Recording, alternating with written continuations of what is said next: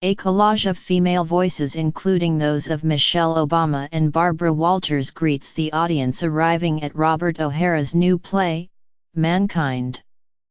Listen carefully, because that's the last you'll hear from anyone but men in the daring, daunting comedy, which opened at Playwrights Horizons on Monday evening. In Mr. O'Hara's not-too-distant future, women have gone extinct. Exactly how this happened is not clear, but a combination of environmental insults and anatomical overregulation seems to have made women give up on the project of feminism and the fact of femaleness in a universal number not me moment. And though men quickly evolved to replace their procreative capacity, even the universal homosexuality that resulted has not made the survivors any less male. They still screw everything up. The plot takes that notion literally at first, as Jason, Bobby Moreno, announces to Mark, Anson Mount, with whom he's had a series of casual hookups, "Some bad news, dude, I'm pregnant." You may wish to know how, but neither Mr. O'Hara nor the characters seem clear on that point. Both Jason and Mark, we learn, were on the pill.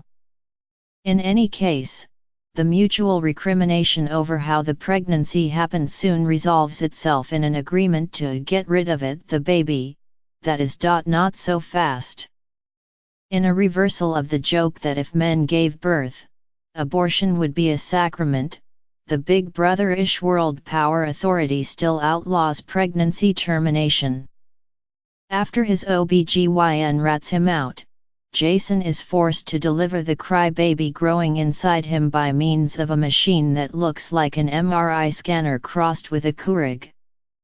But the child, which pops out pre-swaddled, is not what anyone expected. I won't spoil that part of the busy plot by saying more about the crybaby, except that it somehow becomes, in this full-out patriarchy, the centerpiece of a new feminist religion. By intermission, Jason and Mark are that religion's unwilling high priests, wearing glittery robes and Ziegfeld headgear, by deed might, that would make a cardinal the bird or the prelate blush. You may blush, too, if you are a man who does not relish audience participation, as you will be asked to raise your voice in hymn to the most merciful goddess. Women aren't given the prayer cards.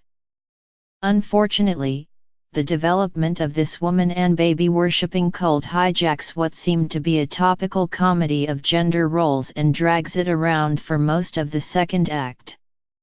Religious ideology and professions of faith, especially Catholic ones, are lampooned as idiotic and venal, but the satire will likely infuriate traditional believers of any stripe. The first of the new 10 commandments is abortion is a human right. I wasn't bothered by that, surely religion is fair game for mockery. And no one should go to a Robert O'Hara play who isn't up for some trampling of sensitivities. Deliberate outrageousness is his métier, but he's an equal opportunity purveyor, eager to rile stray conservatives who venture into the theater, as well as their liberal antagonists. Actually, Mr. O'Hara has always reserved his most wicked blows for the liberals, puncturing their comfortable pieties and exposing their unexamined blind spots. In Barbecue, seen at the Public Theatre in 2015, he let the audience laugh at the down-market doings of a black family picnic before repeating the scene, verbatim, with the white family. In Booty Candy, an earlier satire of black theatrical tropes and the white people who love them, a stand-in character for the playwright tells audience members at a post-show talkback that he hopes they will choke trying to swallow what he's written. The work should be work, he says. But at their intermittent best those plays were so hilarious that the work was not work, or if work, then the highly pleasurable kind. Each had a defining gimmick that made it deliciously theatrical, a twist. Mr. O'Hara writes in a program note, that gives the play its shout. So does Mankind, in its triumph of the patriarchy premise. The problem here is that the story keeps twisting even when you need it to stay put and shout. Another switcheroo arrives every few minutes, which quickly grows as tiresome as a Joker roommate and lets the satire deflate into mere sarcasm. It's a problem of focus. Satire is about the sharpness of the darts but also of the targets. Here there are too many targets to leave a coherent impression. Religion seems to be the intended bullseye, and it's certainly instructive to see how the Church of She, whose name is thought to be unpronounceable, grows into a grotesque expression of mansplained feminism. So is the way casual, catty utterances of Jason and Mark are misinterpreted by apostles and transformed into dogma. Mr.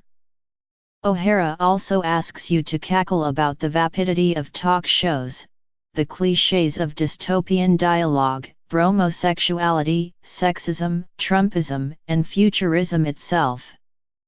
This pinwheel of snark feels like a stunt, and there's little that the cast, which also includes David Ryan Smith, Ariel Schaefer, Stephen Schnetzer, and Andre de Shields, can do, under the author's seemingly distracted direction, to keep a feeling of agitated desperation at bay.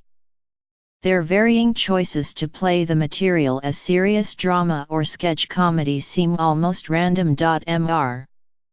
O'Hara has said that with satire, especially now, you can't go part way, you have to go for the throat. That's probably true, and the viciousness of Mankind that would offend some people is perhaps its best quality. But when you go for too many throats at once, the result feels less like comedy than mayhem, and hasn't the patriarchy already shown us enough of that?